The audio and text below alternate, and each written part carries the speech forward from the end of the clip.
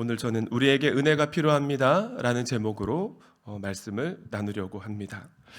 우리가 신앙생활을 시작하면 자주 듣게 되고 자주 표현하는 단어들이 있는데요, 그 중에 하나가 은혜입니다.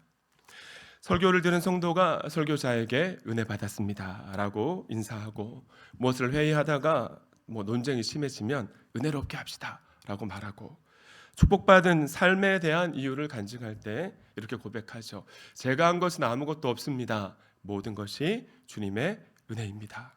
이 크리스천이 자주 표현하고 고백하는 단어가 은혜예요. 오늘 바울 사도도 고린도 교회 성도들을 향해 은혜 이야기하고 있습니다. 고린도서 8장 9절 전반부 분 말씀인데 함께 읽습니다. 시작. 여기서 알고 있다로 번역한 헬라어 단어는 기노스코라는 단어입니다. 지식적으로 아는 알미 아니라 부부가 서로를 아는 것 같이 경험적으로 삶으로 아는 알을 뜻하는 단어가 바로 기노스코입니다.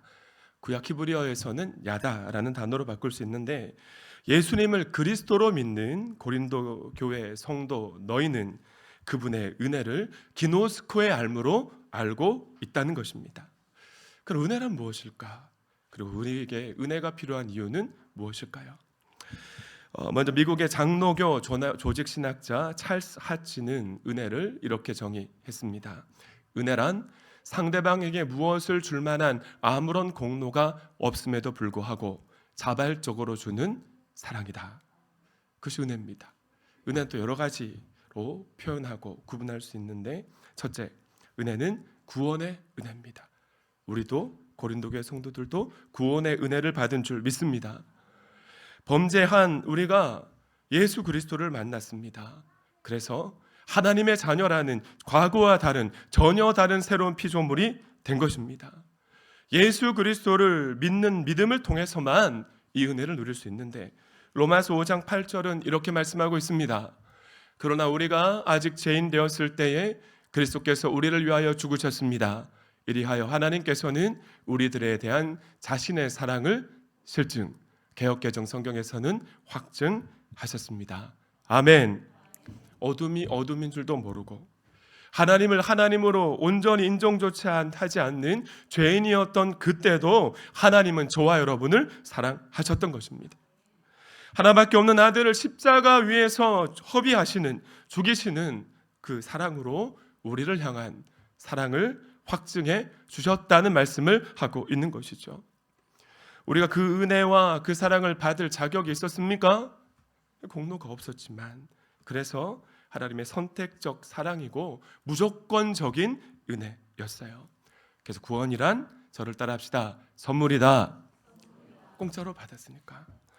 또 하나 넓은 측면에서의 은혜가 있습니다. 두 번째, 일반 은혜, 일반 은총, 일상의 은혜라고 할 수 있는데요, 예수님께서 이렇게 말씀하셨잖아요. 마태복음 5장 45절 함께 읽습니다. 시작.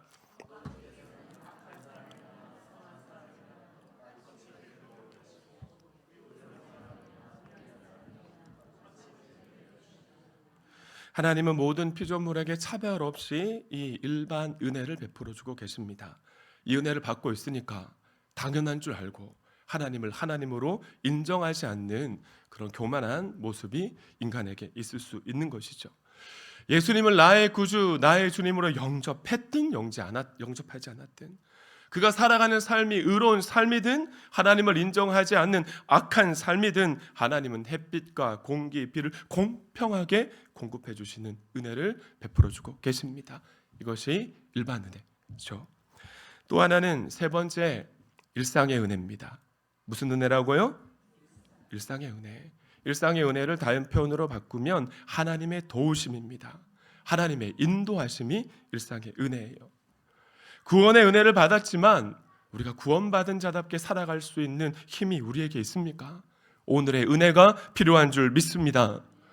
우리가 매일의 삶을 살아가려면 건강, 물질, 지혜, 돕는 사람, 적절한 환경 이런 것들이 필요하듯이 일상의 은혜 또한 구원의 은혜를 받은 성도의 삶에 하나님께서 값없이 베풀어 주신 선물이라는 사실입니다.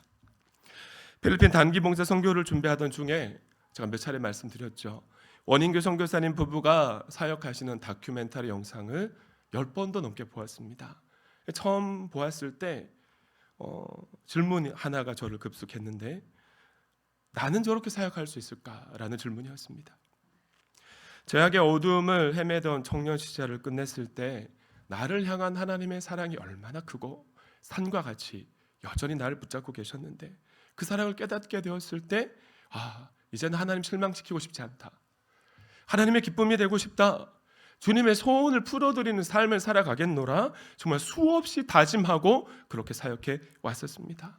그럼에도 불구하고 원인교 선교사님처럼 살아가라고 하나님이 명령하신다면, 예수님처럼 살아가라고 요구하신다면 제가 쉽게 순종할 자신이 없더라고요.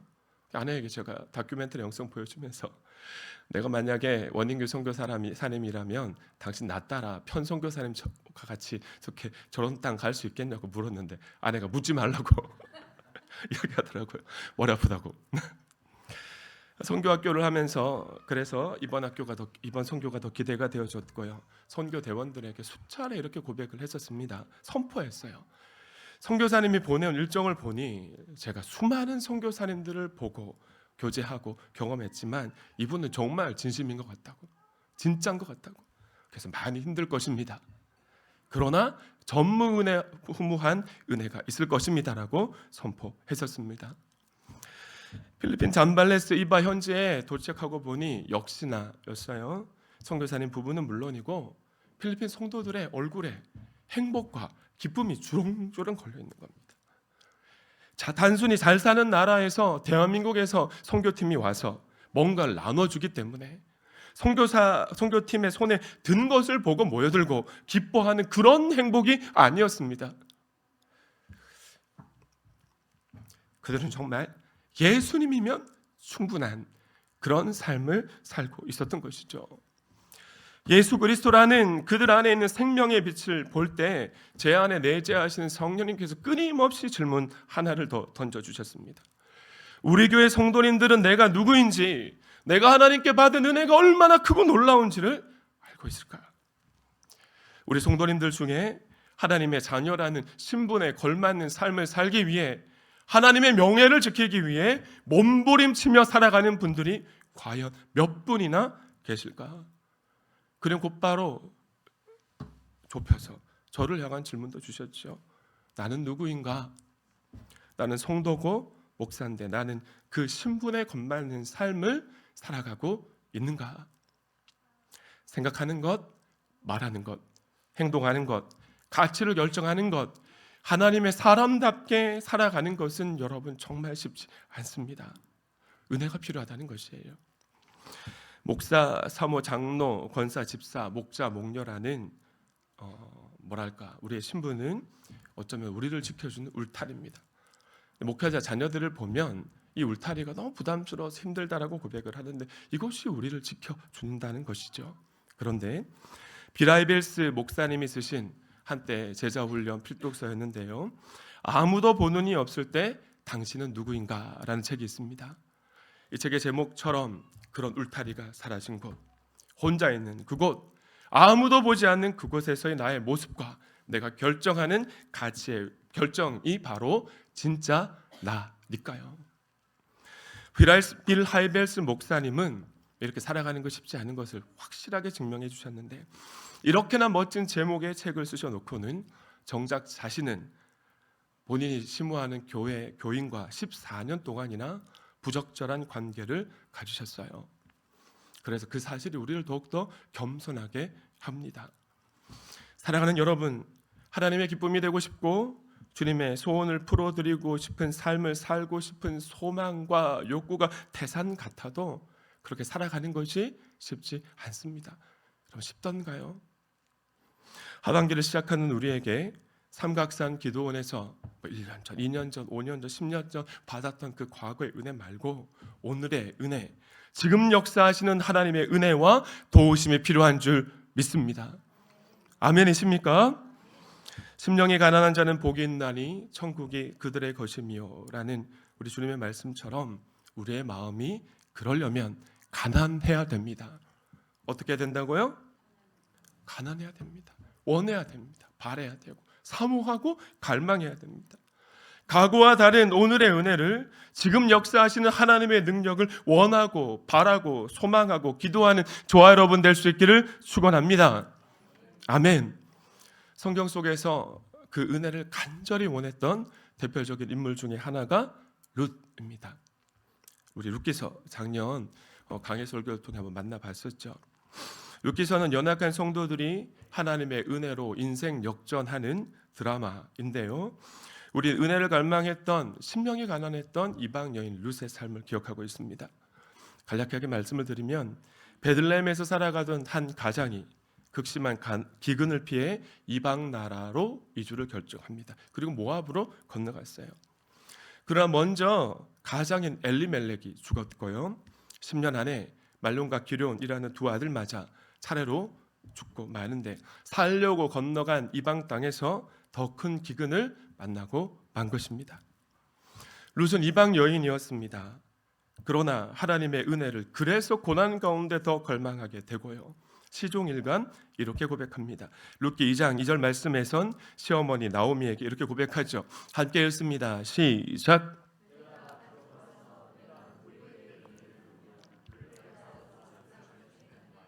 보아스의 환대를 받은 후 10절 말씀에선 이렇게 고백을 합니다. 나는 이방 여인이거늘 당신이 어찌하여 내게 은혜를 베푸시며 나를 돌보십니까?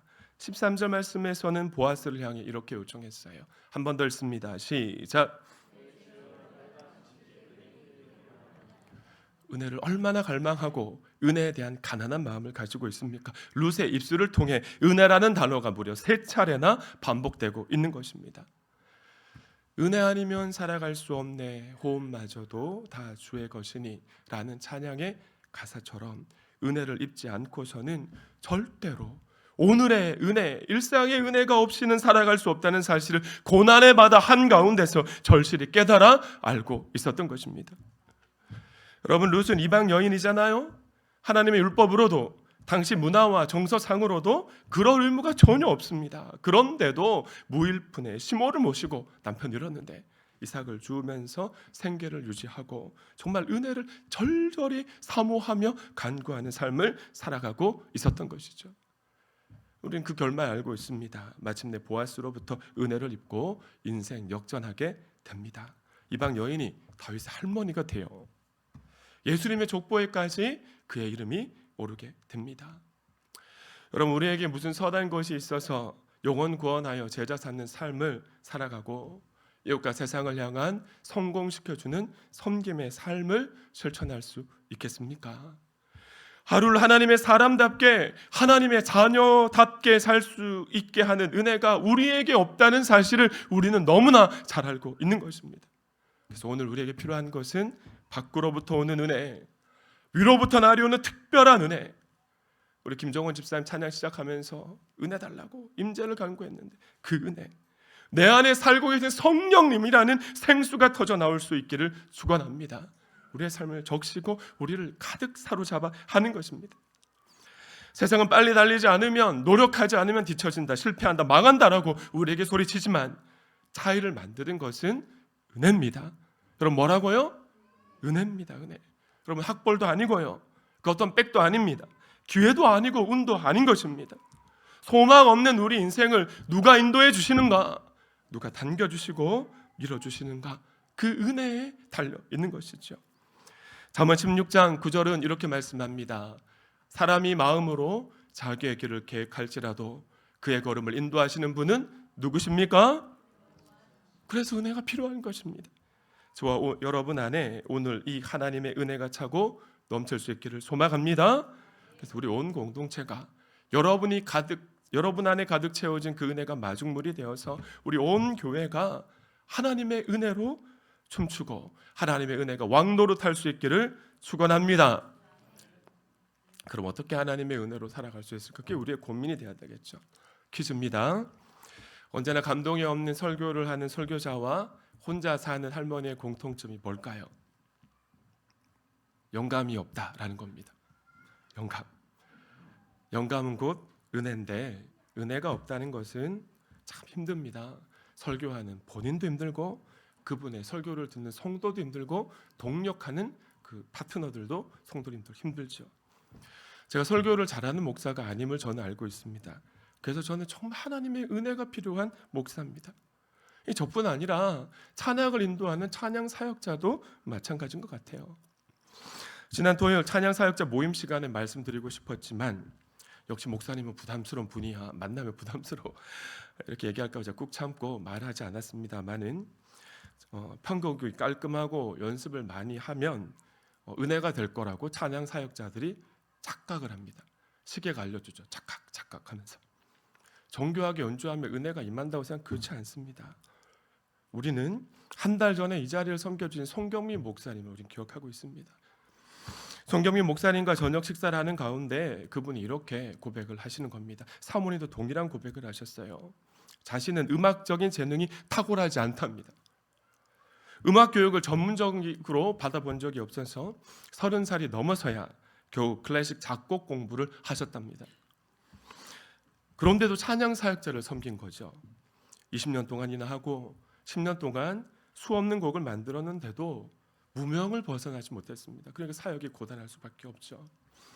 2018년에 그 유명한 은혜라는 곡을 써두었었는데 코로나를 만난 이후에 하나님이 깨달음을 주신 겁니다. 당연한 거에 생각했던 것이 당연한 것이 아니구나.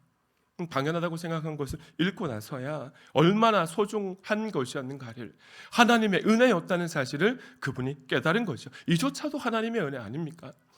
그래서 그 은혜라는 곡을 끄집어내서 처음부터 끝까지 싹 다 고쳤답니다. 가사부터. 읽고 나서야 하나님의 은혜였다는 사실을 깨닫게 되고 하나님의 은혜에 초점을 맞추는 정말 심령이 가난한 삶을 살아간 그런 후로부터 나의 삶이 하나님의 은혜로 춤추고 있다는 그런 나눔을 하시더라고요. 하지만 읽고 나서도 하나님의 은혜였다는 사실을 깨닫지 못하면 바보도 그런 바보는 없는 겁니다. 여러분, 찬양 사역자들이 송경민 목사님의 찬양을 보면 그 코드 구성이나 진행이 특별하지 않습니다. 전문 교육을 깊이 받지 못했으니까요. 그냥 옆에 우리가 봐도 평범한 것처럼 보이지만 사람들의 마음을 움직이고 누군가의 회복과 치유를 경험하게 하는 힘이 여러분 어디에서 나왔다 생각하십니까?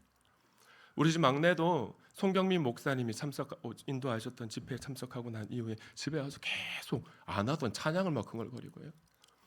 제가 청소년 수련회 가서 애들 입 안 열어서 너무 답답한 마음이었는데 그런 아이들이 송경민 목사님이 인도하신 예배 자리에 와서 함께 참여할 때 입을 열어서 찬양 부르는 모습을 볼 때 정말 하나님의 은혜가 얼마나 큰지를 저는 눈으로 보았습니다. 여러분, 그의 스펙, 음악적인 지식 아닙니다. 무엇입니까? 전적인 하나님의 은혜인 줄 믿습니다.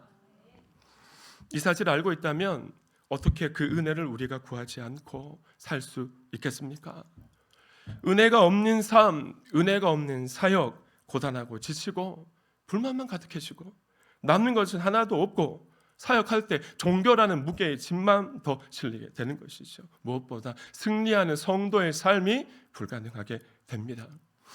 우리가 이 은혜를 공급받을 수 있는 길은 역시나 사모하는 마음인데 근데 무엇을 사모해야 하냐면 오늘 본문 하반절 말씀에 그 답이 있습니다.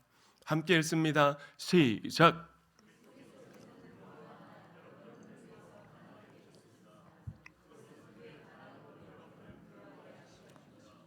여러분, 이 은혜, 이 사랑이 고린도 교회 성도들은 물론이고 저와 여러분에게 베풀어 주신 은혜입니다. 아멘. 바울 사도가 고린도 교회 성도들을 향해 너희들 이 은혜, 이 사랑 알고 있지 않느냐? 주님이 걸어가신 그 길을 너희도 걸어가야 되지 않느냐라고 촉구하고 있는데 쉽게 말하면 첫 번째 구원의 은혜로 돌아가라는 것입니다. 여러분, 고린도 교회는 온갖 은사들이 백화점처럼 가득한 교회였습니다. 영적인 체험도 많고 성경의 지식도 신약의 어떤 교회보다 풍부한 그런 공동체였었습니다. 그러나 바울 사도가 이들을 향해 뭐라고 어떻게 평가했습니까? 영적으로 어리고 육적이라고 평가했었잖아요. 그 첫 번째 이유는 그들이 다투고 싸운다는 것이고 두 번째 증거는 하나님 앞에 드리는 헌금에 인색한 것이었는데 마게도니아 교회를 향한 구제 헌금을 작정해 놓고도 실천하지 않고 있었기 때문입니다. 그런데 왜 그들이 실천하지 못했을까요? 하나님이 그들 인생의 전부가 아니라 재물이라는 만몬이 왕노릇하고 있었기 때문입니다. 그리스도 중심적인 삶을 살고 있지 못하기 때문에 그런 것이었어요. 여러분, 고린도 교회 성도들은 예수 그리스도의 은혜를 모르는 자들이 아닙니다. 그래서 성도는 처음부터 끝까지 영으로 시작한 것을 육으로 마치지 않으려면 은혜가 필요한 자들이라는 것입니다. 아니, 은혜가 없으면 존재 자체가 불가능한 자들이 바로 존재가 성도이고 우리라는 사실이죠. 요한복음 15장 5절에서 우리 예수님 이렇게 말씀하셨잖아요. 나는 포도나무요 너희는 가지니 저가 내 안에 내가 저 안에 있으면 이 사람은 과실을 많이 맺나니 나를 떠나서는 너희가 아무것도 할 수 없다. 아멘. 여러분, 예수님은 참 포도나무시고요, 저와 여러분은 참 포도나무이신 젖붙임이신 예수님께 젖붙임을 받은 가지들입니다. 우리 예배 시간에 살펴봤던 것처럼 주일날 그런 우리가 참 포도나무이신 예수님으로부터 은혜를 공급받을 수 있는 길은 그분께 붙어 있는 겁니다. 예수 그리스도가 중심이 되는 삶을 살아가는 것입니다. 일상의 은혜를 구하며 내가 어떤 사랑을 받았는지 구원의 은총을 묵상하고 날마다 주님이 걸어가신 그 좁은 길을 향해 걸어가게 해달라고 기도하며 갈망하는 삶, 그 길뿐인 줄 믿습니다. 그때 비로소 우리 안에 내재하시는 그리스도의 영인 성령님께서 주시는 힘과 능력으로 우리의 삶이 적셔지고 예수 중심의 삶을 살아갈 수 있게 되어집니다. 그때 비로소 자연스럽게 음악을 연주하는 우리 아들 같은 경우는 재능이 막 생겨나고 돕는 자들이 붙여지고 사역에 진보가 있고 하나님께서 허락하시는 일상의 은혜가 우리의 삶에 선한 목자 되시는 하나님의 능력으로 나타나게 될 줄 믿습니다. 말씀을 맺습니다. 영국의 신학자이자 설교자인 조지 위필드는 이런 말을 남겼습니다. 너무나 유명한 말이죠. 녹수로 없어지기보다는 닳아 없어지리라. 하나님이 주신 육체 그 모든 것 가지고 고스란히 가지고 있다가 그 녹슬어져서 못 쓰게 되는 것보다는 주님을 위해 열심히 섬겨서 닳아서 없어지는 삶을 선택하겠다고 고백을 했던 것이죠. 그가 그런 삶을 살 수 있었던 이유도 날마다 첫 번째 은혜인 구원의 은혜 앞에 살아가고 있었기 때문입니다. 한 번은 조지 필드가 교수대로 가는 사형수를 보고 이렇게 말했다고 합니다. 하나님의 은혜로 말미암지 않았다면 그곳에 갈 사람은 바로 나였을 것이다. 여러분, 휘필드의 이 같은 고백은 그가 원래 흉악범이었는데 개과천선했다는 말이 아니죠. 내가 죄인임을 아는 겁니다. 내가 왜 죄인이냐고 그렇게 소리치는 것이 아니라 나는 범죄한 아담의 후손이고 아담의 후손인 나는 타락한 본성을 가지고 있고 그런 내가 하나님의 은혜가 아니면 예수 그리스도가 중심이 되는 삶을 살아갈 수 없다는 사실을 그가 고백하고 있는 것입니다. 구원의 은혜를 붙잡았던 그의 삶에 하나님께서는 끝까지 사명 따라 살아갈 수 있는 일상의 은혜와 하나님의 능력을 부어주셨고요, 하나님의 은혜와 능력으로 그는 시대와 민족을 바꾸는 사명자로 끝까지 달려갈 수 있었습니다. 사랑하는 동안가족 여러분, 하반기에는 은혜를 더 사모하고 갈망하는 우리 교회가 될 수 있었으면 좋겠습니다. 특별히 수요 성령 집회 참석하신 여러분들로부터 여러분들의 기도와 간구와 삶이 마중물이 되어서 온 공동체를 적시고 그래서 하반기에 오늘 역사하시는 하나님, 우리 자녀들 같은 엄마 아빠의 하나님이 아니라 나의 하나님, 어제 10년 전에 경험한 그 하나님의 능력이 아니라 지금 이 자리에서 역사하시는 임마누엘의 하나님의 능력을 경험하는 저와 여러분의 하반기 걸음이 될 수 있기를 축원합니다. 축원합니다. 하나님께 영광의 박수 올려드립니다.